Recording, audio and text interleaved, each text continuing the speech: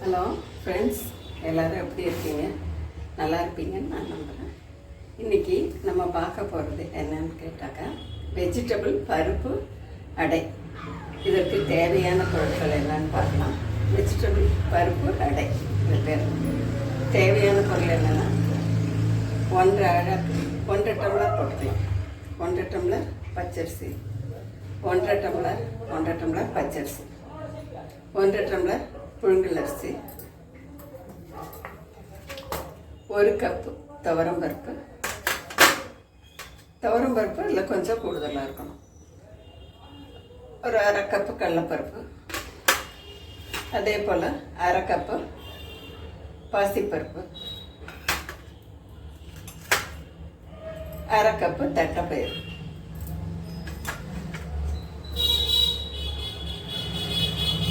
தேங்காய் ஒரு மூடி போட்டுக்கலாம். வரமிளகா ஒரு 10, காஞ்ச மிளகா ஒரு 10 காஞ்ச மிளகா எடுத்துக்கலாம். உப்பு தேவையான அளவு போட்டுக்கலாம்.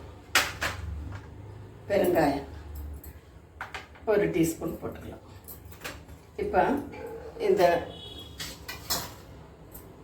பச்சரிசி, புழுங்கல் அரிசி, இந்த பருப்பு வகைகள் எல்லாத்தையும் மொத்தமாக ஒன்றா சேர்த்து தண்ணியில் ஒரு 4 ஹவர் ஊற வைக்கணும். 4 மணி நேரம் ஊற வைக்கணும். நல்லா ஊறி வந்ததும் இதை மிக்சியில் கொஞ்சம் கொரகொரப்பாக அரைச்சி எடுக்கணும். ஓகே,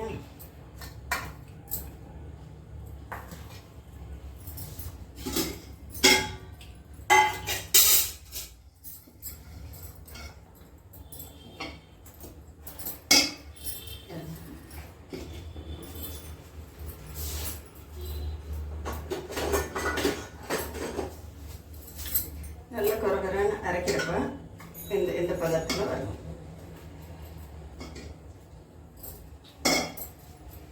மேலே காஞ்ச மிளகா, பருப்பு வகைகள், அரிசி எல்லாத்தையும் 4 ஹவர் ஊற வச்சுட்டு மிக்சியில் போட்டு தேங்காயும் சேர்த்து கொரகரான்னு அரைச்சி எடுக்கணும். நைஸாக அரைக்கக்கூடாது. நைஸாக அரைச்சா நல்லா இருக்காது. பாருங்கள், இந்த பக்குவத்தில் வரணும் அரைச்சி எடுக்கிற விழுது. இதோட நம்ம கருவேப்பிலை, கொத்தமல்லி தழை அதையும் 2ஐயும் சேர்த்து அதுவும் அரைச்சி எடுக்கலாம். கருவேப்பிலை, கொத்தமல்லி தழை போட்டு அதுவும் மிக்சியில் போட்டு இதோடைய அரைச்சி எடுத்துக்கலாம். அடுத்தது ஒரு வானிலையில் இதில் தோசைக்கல்லுக்கு ஆயிட்டோம். வானிலையில் 2 டீஸ்பூன் எண்ணெய் விட்டு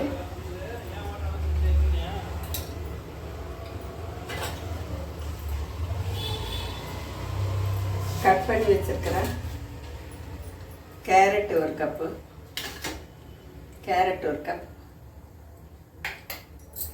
1 கப் பெரிய வெங்காயம்,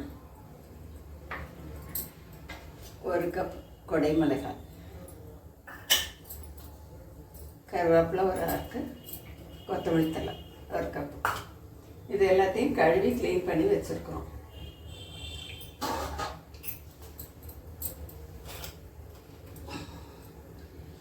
இப்போ முதல்ல வெங்காயத்தை போட்டு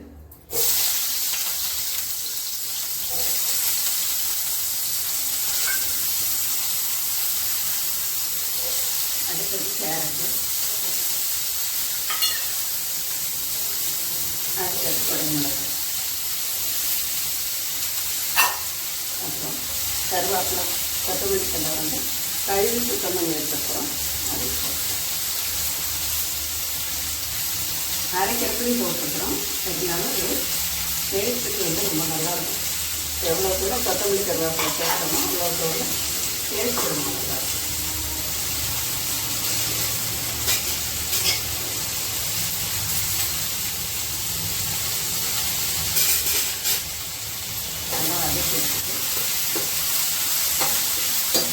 வதக்கி வச்சு இந்த காய்கறி தேவையான நம்ம அடமாவில் கொட்டிடணும்.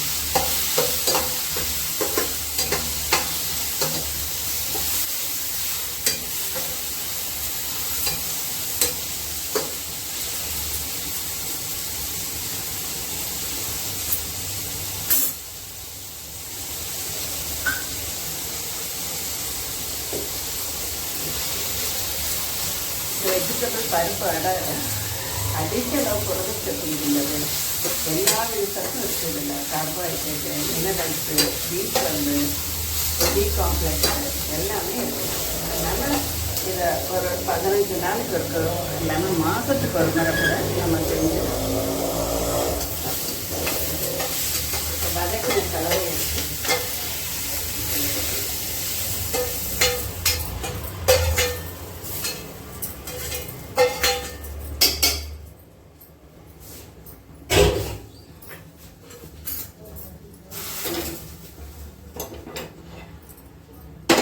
தோசைக்கல்ல எடுத்து இதில் போட்டுட்டு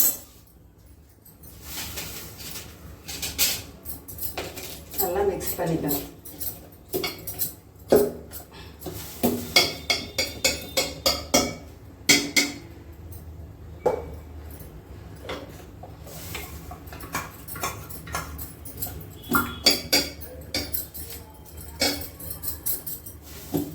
வெஜிடபிள் எல்லாம் சேர்ந்த கலவை இந்த மாதிரி இருக்கு.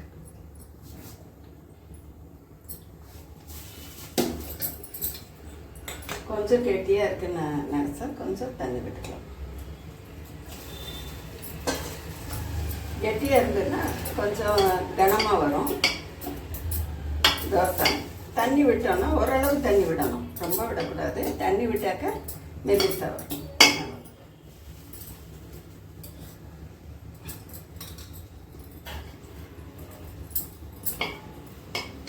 தோசைக்கல்ல எண்ணெய் விட்டுட்டு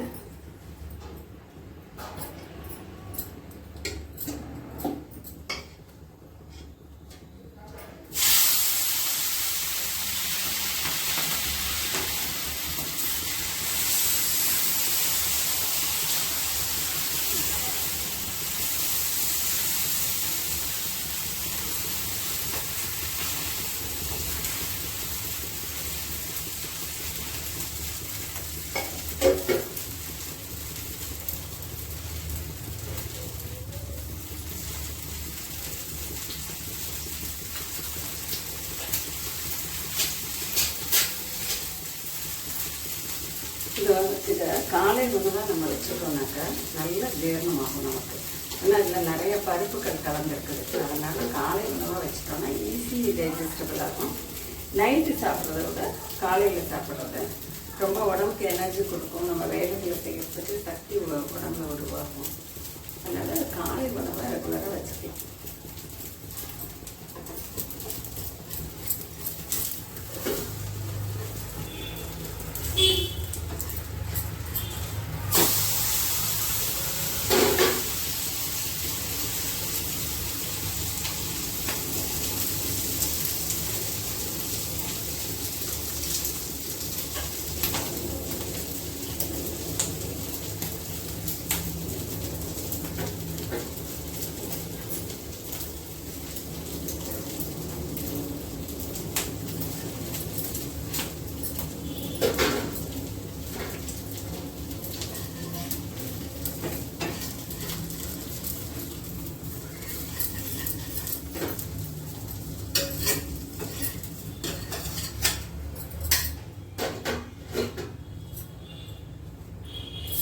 வெஜிடபிள் பருப்பு அடை ரெடி.